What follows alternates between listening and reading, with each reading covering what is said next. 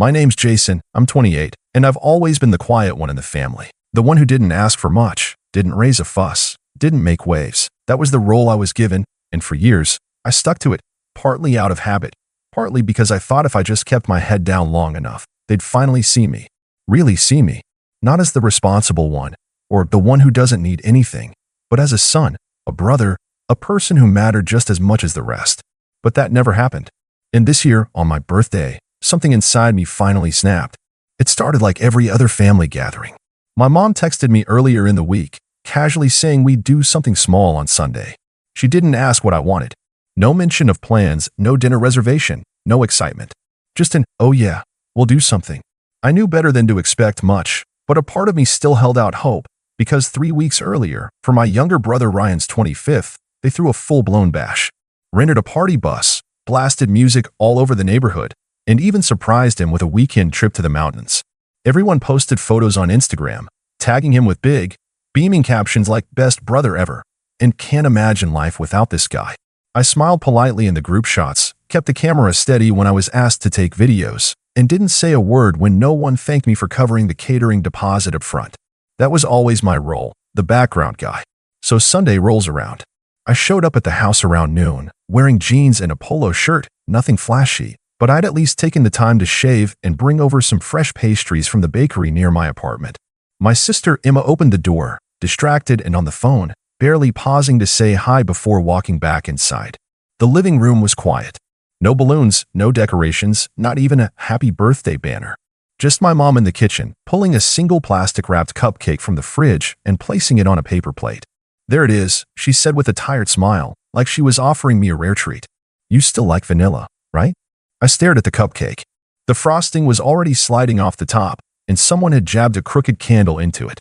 My dad came in from the garage holding a card, the kind you grab last minute from a drugstore, already signed in different handwriting by everyone, from all of us. No note, no message, just a few names scrawled under a printed joke about aging. I didn't say anything right away. I didn't trust myself to. I just stood there, blinking back whatever this tight feeling in my throat was. It wasn't anger, exactly. It was worse, like I'd spent years trying to be okay with being overlooked, and now I couldn't even fake it anymore. My dad clapped me on the shoulder. "Go ahead, make a wish. And hey, don't expect a parade.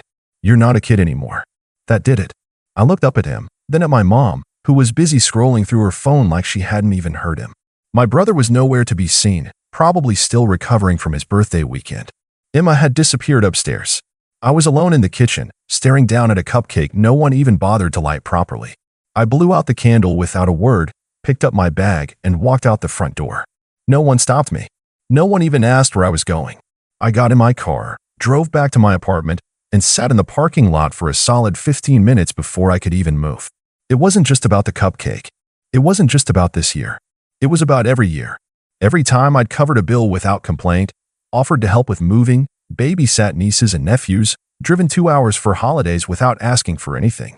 Every time I'd made myself smaller, quieter, easier, because I thought that's what family needed me to be. Later that night, after I'd checked into a hotel a few towns over, I finally looked at my phone. One text. From Emma. It read, "Mom's crying. Where are you?" I stared at the message for a long time, thumbs hovering over the keyboard, wondering what I was supposed to feel. Guilt? Regret? A sudden urge to rush back and fix things?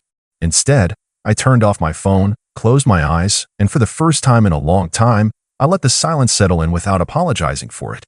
The next morning, I woke up early. Not because I had to, there were no work calls, no family texts blowing up my phone, yet, but because my body was still wired from the night before. I'd fallen asleep with that tight feeling still in my chest, the kind that doesn't really go away, it just dulls with time. The hotel room was quiet. Generic beige walls, stiff sheets, the hum of the air conditioner, sterile, impersonal, but weirdly comforting. No family photos. No passive-aggressive comments floating in from another room. Just silence. I checked my phone. Missed calls from Mom. One from Dad. A few from Emma. Nothing from Ryan, of course. I wasn't surprised. He probably didn't even know or care that I'd left. I didn't answer any of them. Not yet. I needed space. Time to think. For once, I wanted to sit with how I felt without having to explain it to anyone who'd already decided I was too sensitive or overreacting. Around noon, I went down to the hotel cafe, ordered a proper breakfast, eggs, toast, coffee that didn't come from a reheated pot, and brought my laptop with me. I started scrolling through my email and bank accounts. I wasn't just wasting time. I was planning. You see, here's what no one in my family really talked about. I had quietly become the financial backbone of that household. Not because they were destitute, but because they were careless. My parents had made a series of bad investments in their late 50s and were quietly bailed out by me more times than I could count. When Emma went back to school, I helped pay for her tuition shortfall. When Ryan moved out and couldn't make rent, I loaned him a few thousand to get on his feet. My name was on the utilities at my parents' house. I paid for the monthly internet, half the mortgage, though no one mentioned that during family dinners, and most of the maintenance for the family car Dad still drove. I did it because, at the time, it felt like the right thing to do. But what happened the day before made me realize something. They didn't just rely on me, they expected it. They thought of me as reliable, not generous. A wallet, not a person. And worst of all, they didn't respect me enough to even pretend otherwise. After breakfast, I made a list. I pulled up all the accounts where I was listed as the payer, co-owner, or financial backer. Then I started making calls and sending emails, slowly, methodically, calmly. The car insurance? Canceled. I had a separate policy on my personal vehicle anyway. The house utilities? Disconnected from my account. I scheduled it to end by the end of the billing cycle, no drama, just clean breaks. The bank account I shared with my mom, the one where I'd been depositing a monthly helping hand, closed. I transferred the remaining funds back to my personal savings and sent her a polite email letting her know I was no longer in a position to contribute. The family Netflix, Hulu, and every other subscription that magically charged my card every month without anyone saying thank you? Gone. One click. Log out of all devices. By the time I was done, I felt lighter. Not free yet, but lighter. Like I was finally shifting the weight I'd been carrying alone for years. I stayed at the hotel for 2 more days. In that time, Emma sent 3 more texts. One said, "Seriously, where are you? Mom's freaking out." Another just said, "This is childish." And then finally, "You know you hurt them, right?" That one made me pause. Not because it was true, but because it was exactly the problem. I hurt them. They couldn't even imagine I'd been hurt first. On the 3rd morning, I finally responded. Just one message. Ask Mom what she did for my birthday. 5 minutes later, Emma replied, "Jason, it's not a competition." I didn't answer. Instead, I drove back to my apartment. I wasn't hiding. I just didn't feel like being the one to show up first, tail between my legs, like I was supposed to apologize for finally drawing a boundary. That weekend, I didn't hear from anyone. But on Monday morning, I got a call from my dad. I let it go to voicemail. His message was short, clipped. "Jason, we need to talk. I think you're taking this too far. Your mother's really upset. We're family. Call me back." Family. That word used to mean something to me. Now, it just sounded like a card they pulled out when things didn't go their way. I didn't call back. Later that afternoon, I got a knock at my door. I wasn't expecting anyone. When I looked through the peephole, I saw Ryan. Backpack slung over one shoulder, looking like he hadn't slept in a day. "Open up, man," he said. "We need to talk." That was the moment things started shifting. Slowly, uneasily, but definitely. I didn't open the door right away. I just stood there, staring through the peephole at Ryan like I was looking at a stranger. My little brother. Golden boy. Favorite child. The one who got the cheers, the weekends away, the surprise parties, that were so proud of you speeches I never heard growing up. We were close once, or at least I thought we were, until I realized most of our closeness was me helping him, covering for him, picking up the slack so he could keep coasting. He'd never showed up at my door like this before, uninvited, unannounced, and definitely not when things got uncomfortable at home. "Jason," he said again, softer this time. "Come on." I sighed and opened the door just enough to lean against the frame. "What do you want?" He gave a sheepish half-smile like we were still kids and he'd just broken a window with a baseball. Look, I didn't know it was like that bad. I raised an eyebrow. Didn't know what was bad?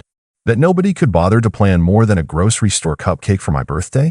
Or that I was paying your rent 3 months ago while everyone else was busy throwing you a party bus bash? He shifted on his feet, trying to play it cool. "Okay, yeah, that was messed up. But you didn't say anything." I almost laughed. Not because it was funny, but because of how predictable it was. "Of course I didn't," I said. "You know why? Because I was raised in that house. Taught that if I wanted attention, I was being dramatic. If I asked for anything, I was being selfish. And if I ever said, 'Hey, I feel left out,' I was told to stop making it about me." He didn't have a comeback. Just looked down at his shoes and scratched the back of his neck. I mean, yeah, that sounds about right. And you still let it happen, I added. Every time. You knew. You had to know. He didn't deny it. I didn't think it mattered to you, he finally said. You always seemed like you were good. Like you didn't care about that stuff. That hit harder than I expected. I was good. At pretending. At swallowing things. At being the one no one had to worry about. But I was tired. So tired of being the solid one, so everyone else could afford to fall apart. I opened the door fully and motioned for him to come in. We sat on the couch, and I waited. Let the silence hang. I wanted him to feel it, the weight I carried in every one of those silences he'd never noticed before. So, now what? He finally asked, picking at the loose string on his sleeve. You cutting everyone off? I shrugged. Not out of spite. But I'm done being used. He gave a bitter laugh. You think they'll even notice? I know they will, I said. Mom's already crying, remember? He winced. She's a mess. Keeps saying she didn't mean for things to be unfair. Funny how she only says that now. Ryan looked up at me then, really looked. Not like a little brother to an older one, but like a guy who just realized someone he'd taken for granted had lines he didn't know not to cross. What do you want me to do? He asked. Like, I can't fix all of it, but tell me what you need. It was a rare moment of humility from him.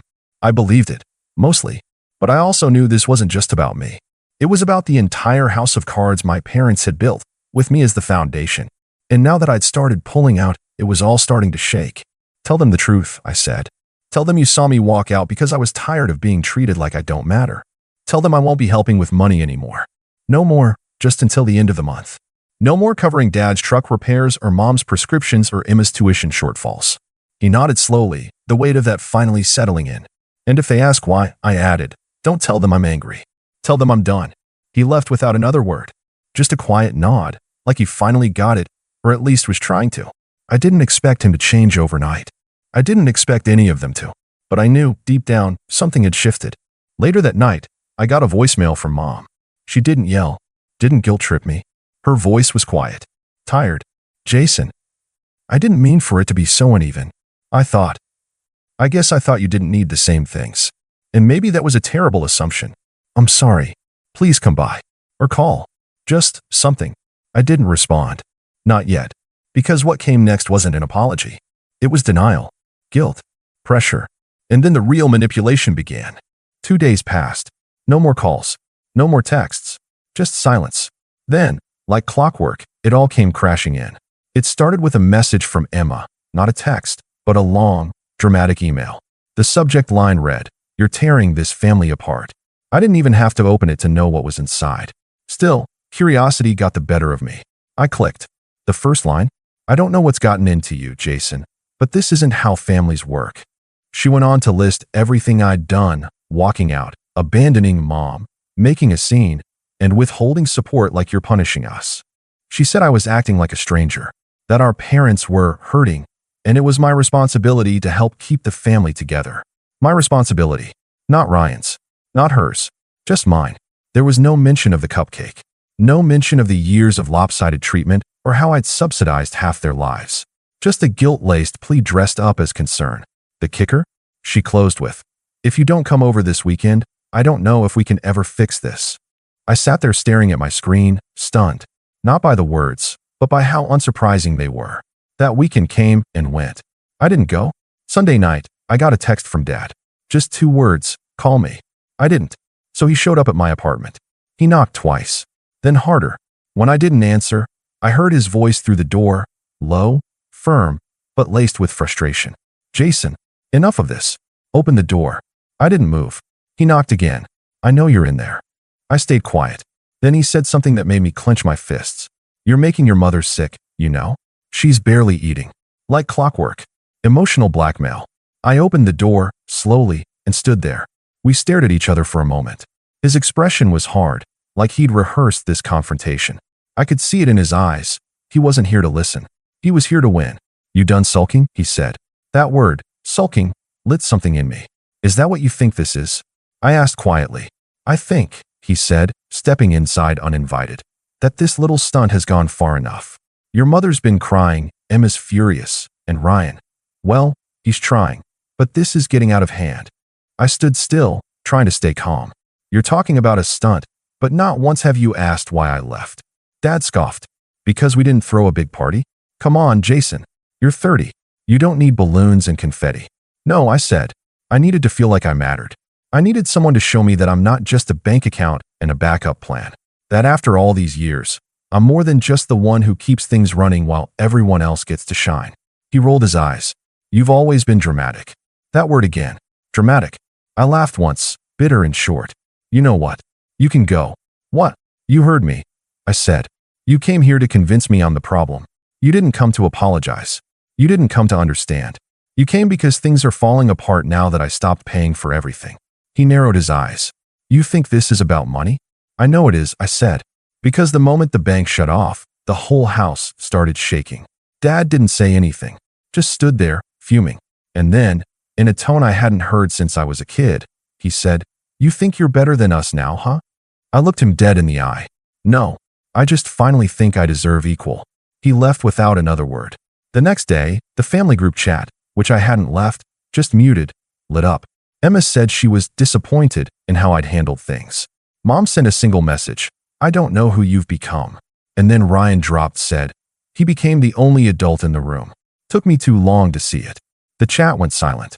The days that followed were quiet. I thought it might finally be over. But that was when the real turning point came. A letter arrived in the mail. Certified. From a lawyer. Inside, notice of intent from my parents to remove me from the future estate plan due to estrangement and recent behavior. I sat at my kitchen table holding the paper, a cold shock running through me. Not because I cared about the inheritance, but because they genuinely thought that was leverage. They didn't know I already knew. I'd seen the estate documents 2 years ago when I helped pay for the lawyer. I was never the main beneficiary. Ryan was. They were just using it now, dangling the illusion of something I'd already been excluded from, like I should be grateful for a future scrap. That was the final straw. I didn't cry. I didn't scream. I just stood up, walked to my desk, and pulled out a folder labeled receipts. Literal and metaphorical. I had every email, every bank transfer, every invoice I'd paid for them over the last 5 years. I didn't gather them for revenge. I gathered them because I'd learned, slowly and painfully, that people will rewrite history if you let them. And now, I wasn't letting anyone rewrite mine. I spent that entire night going through the folder. Every transfer, every receipt, every polite little "thanks, Jay" text I'd gotten after covering yet another family bill. I screenshotted bank statements, dug up emailed invoices, pulled up texts from years ago that said things like, Hey, can you cover this month? Just until we get things sorted. I built a timeline, organized, thorough, impossible to argue with. Then I wrote a letter. Not emotional, not angry, just facts. I included totals. I noted exact dates. I listed the utility accounts still tied to my name, the car insurance payments, the emergency transfers when mom's credit card bounced or dad's truck broke down. I finished it with one sentence. Consider this formal notice that all financial support, direct or indirect, has been permanently discontinued as of this date. Then I attached everything and sent it to each of them, Mom, Dad, Emma, and even Ryan, through individual emails marked with red receipts. I also CC'd the lawyer who sent me the estate letter with a short message. Appreciate the heads up. Please note I was never the intended beneficiary, so no need to threaten me with exclusion. I'm not interested in scraps. I've been the one subsidizing the empire. Less than an hour later, my phone rang. It was Emma. I let it go to voicemail. Then came Mom and Dad. Then a flurry of messages in the family group chat, most of them some variation of, This is unnecessary, you're blowing things out of proportion, and my personal favorite, this isn't how families solve problems. Right. Because apparently, families only solve problems when it doesn't involve confronting their own behavior. Then Ryan texted me privately. I read it all. I didn't know it was that much. I responded, simply, Now you do. He didn't reply, but I noticed he left the group chat later that night. The following weekend, I got a call from my aunt, Mom's sister. I hadn't spoken to her in years, mostly because we only saw each other during holidays, and she lived out of state.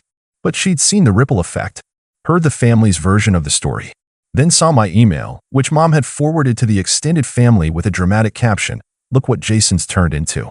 I wanted to hear it from you, my aunt said over the phone. So I told her. Everything. Slowly. Calmly. I didn't exaggerate, didn't try to spin it.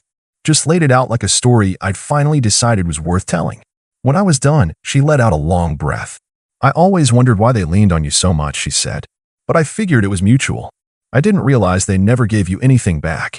That was the first time I heard someone in the family say it. She didn't offer a solution, didn't try to fix it, just validated it. That alone meant more to me than any fake birthday celebration. In the weeks that followed, things changed, but not in the way sitcoms promise. There was no big family reunion, no heartfelt apology in the rain, no group hug in the driveway while dramatic music played. Instead, the silence grew longer, heavier, and somehow more peaceful.